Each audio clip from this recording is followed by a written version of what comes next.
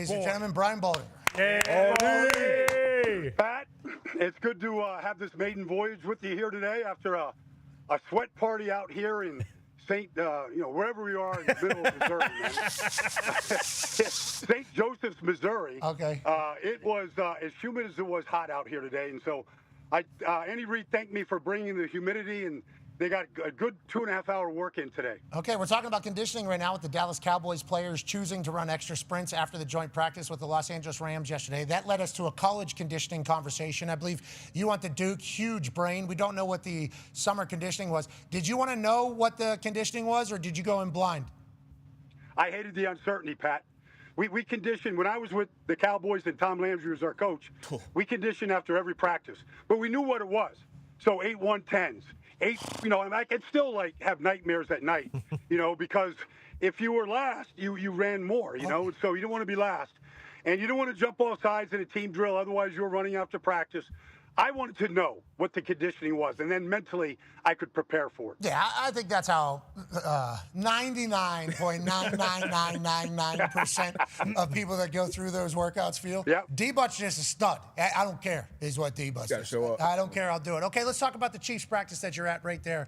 Patrick Mahomes, obviously back ahead of schedule, looks incredibly healthy. Travis Kelce looks fast. How do we kind of feel about the old studs of the Kansas City Chiefs, the old firm, if you will?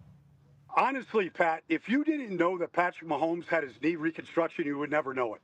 He took every first-team drill. He took so many snaps out there today, and he looks like Patrick Mahomes. He's hopping like that. The arm is still the arm. He can hit you from anywhere on the field, hit a number of deep shots to Travis today.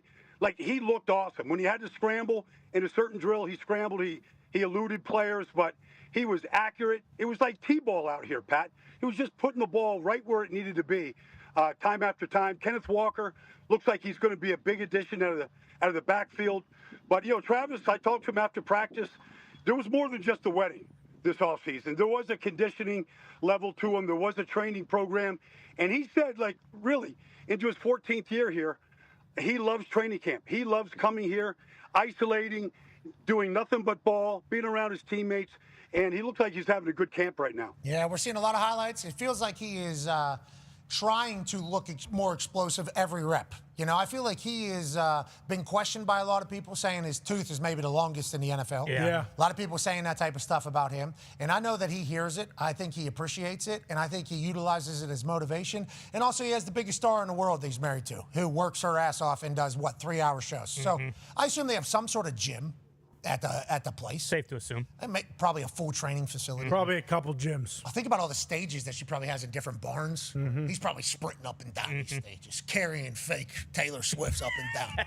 I couldn't even imagine how in shape this guy is after watching what that wedding was. The attention to detail to that wedding, if it's with the house and the gym and the workouts, Travis might play for another 10 years in this thing. I'm excited for the Chiefs. We all are excited for the Chiefs. And are the Chiefs still the Chiefs? Is the Chiefs still the Chiefs is obviously the question. Go ahead, Con Man. Yeah, Baldy, to that point, how has the rest of the team looked? I know a lot of people are talking about Rashee Rice and kind of pulling clips of him not looking great. Kelce and Mahomes, they're going to show up, but offensive line's been an issue. People are worried about the receiver room, defense as a whole. What is kind of your expectation? Should we assume, hey, Chiefs are going to be back in the AFC Championship, maybe Super Bowl, or is there going to be a little bit of growing pains here?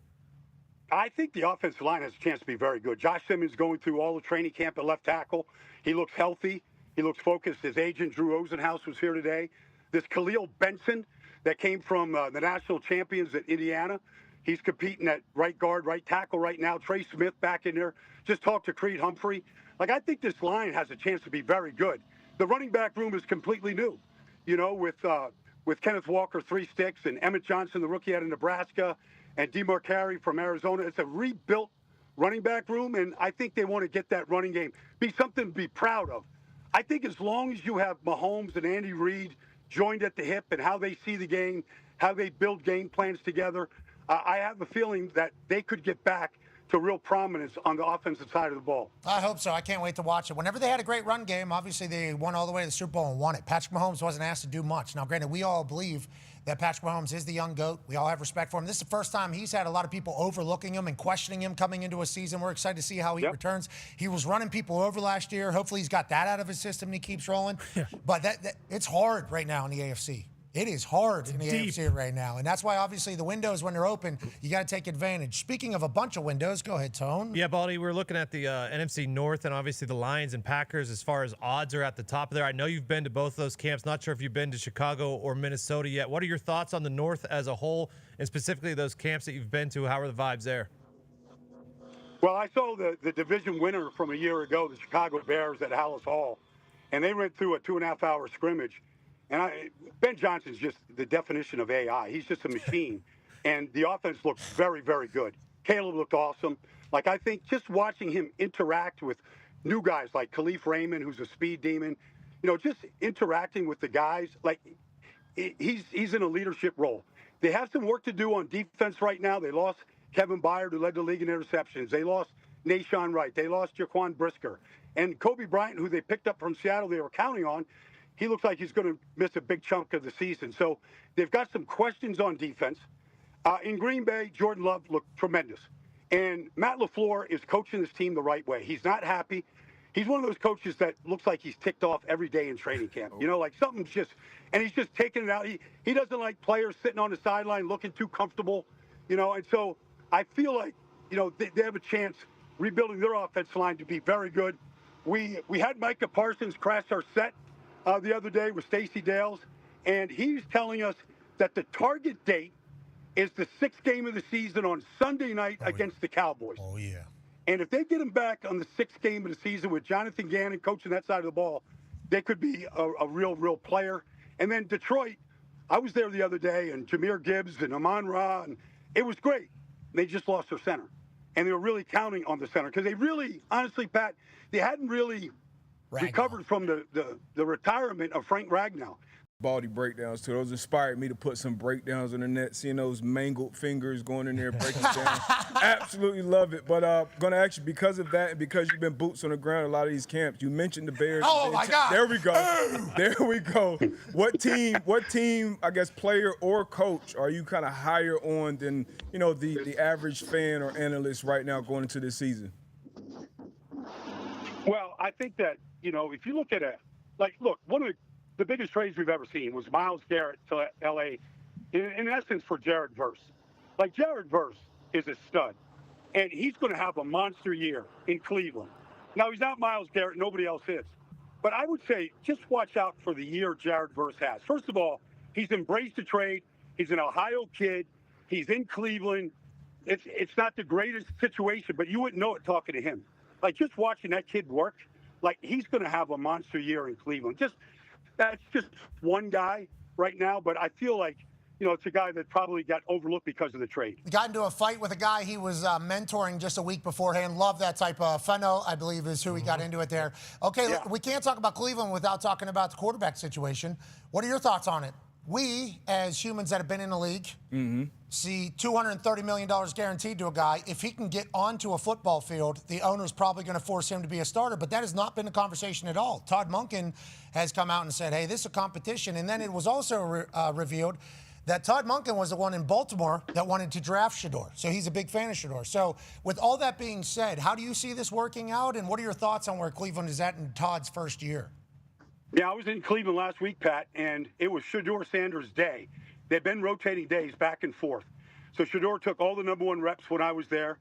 He looked good. This Boston kid that they drafted out of Washington looked really, really good. I think he's been elevated to the first team already. What Todd Monken wants is he wants the quarterbacks to decide it. He doesn't want to have to make the decision himself. The play of the quarterback should determine. The players are going to know who's the best quarterback, the best option for the team is. You can't lie to your team. And so he wants the quarterbacks. One guy's going to get, the first team reps in the first preseason game. Second guy will, get the second preseason game. They've rebuilt the offensive line, so the line is trying to figure it out and get together. You always want to see the starting quarterback have a chance with the starting offensive line, and that's something to be determined as they build this offensive line with George Warhop and Bobby Johnson, the offensive line coaches. Yeah, I like Todd Monken, the way he's handling it all. I'm excited to see Cleveland maybe have success. Yeah. Maybe have success over there would be fun for their team. Obviously, new stadium coming in. I got a chance to fly over where that's going to be. That's going to be gigantic. I mean, that is going to be a huge thing. They're obviously not happy that it's being covered, but I think the amount of shit that's about to come through Cleveland is going to be gigantic. Maybe it's their time. Daniel Oyufusi reported that the Browns, did I get that right? Oh, yeah. Yeah. Oye or Oye? We had him on last week. Yeah, we did. However you said it last week, he said it was good. Yeah, I know. That's what I was trying to, in real time, because he just tweeted. He said Todd Monken will tell Deshaun or Shador who will be starting after the Bears practice. So maybe we get a little bit of information to overreact to. What does that mean for the regular season? I mean, who knows when it's all said and done. Good luck to Cleveland. Okay, last question here, Baldy. August 12th, 2026. Who's winning the Super Bowl? Whoa. I mean, like everybody else, like how are the Rams going to lose it right now? You know, like how do the Rams? How do they lose a game, Baldy? How do they lose a game? And Seattle's sitting there. Like everybody wants to talk about Aaron Donald, and that maybe that happens, and maybe Superman sets a new sack record this year, and maybe Matt Stafford's the MVP of the league, and all of that. But like you can't overlook what they did with Trent McDuffie, Jalen Watson, what Kobe Turner has done. Like they've got so many good players. They filled their holes in special teams and at corner, and then you added these studs on the defensive line. Like, how? I don't know how they lose it right now. Hey, Baldy, I went through their schedule a couple of times on my phone, and I was like, let's say Aaron Donald's playing, because it seems like that is what's happening. It's like, okay, who's moving against them? Who's going to move? Sam Darnold going to be able to move against them? It's like, well, they have been able in the past. Kubiak's gone, though. So, like, what's that going to look like? True. I like Seattle, but they got a whole new thing going, especially with their OC leaving. And then you start looking on the NFC side, it's like Green Bay. I guess Green Bay could be a team that could go on a run. Minnesota Vikings announced who their starting quarterback is. You talk about Todd Monken wanting Shador and Deshaun to decide it. How'd you feel about KOC coming out? Seemingly, it's been 50-50 in saying that Kyler's the starter. That's for the locker room, right? He's saying that for the locker room, or is he saying that for everybody, you think? No, I think he's saying for everybody. Because honestly, the talent that made Kyler Murray the first pick in the draft is still a talent. His arm is elite. His accuracy is elite. He's in an organization that's infinitely better than any team he played on in Arizona. To have the receivers he has, a veteran offensive line, Aaron Jones behind him, a play caller in KOC, like this is a great situation. So make this statement now. Let him take all the number one reps the way we saw Mahomes do today. Let him start building the camaraderie with these guys, and let him start figuring it out. Like this is going to be a great situation. The contract is so favorable right here. He can play himself into a huge contract and in a great situation on a team that, with Brian Flores calling defense, like this could be a very good situation in Minnesota with Kyler Murray. We cannot wait to watch Kyler Murray, because I think only the bangers survive in my brain for Kyler Murray. So I only think about him running 450 yards in one play and then scoring the two-point conversion or whatever, or scrambling to his left, crossbody out to the right sideline, hovering across because his arm is outrageous. Remember, only guy ever in the history of sport, which we love, to be top 10 in MLB and NFL draft. I mean, that is the right arm that this kid has. So in a Kevin O'Connell offense, you would assume Justin Jefferson. You would assume Jordan Addison. You would assume PJ Hawk. You would assume Aaron Jones. You would assume that Kevin O'Connell can find where he can And you're seeing these highlights, and obviously there's lowlights too that have come from Kyler Murray's football play. Okay, that has certainly been the case. We have seen lowlights. We haven't seen the Arizona Cardinals go win a Super Bowl, anything close to it. Okay, so but it's hard for me not to get excited about him throwing one of those 30-yard lasers. And if it takes some time, B-Flow is one of the best DCs in the league. Actually. Oh, no. Is Minnesota about to just... It's a huge year for KOC in Minnesota. Yeah,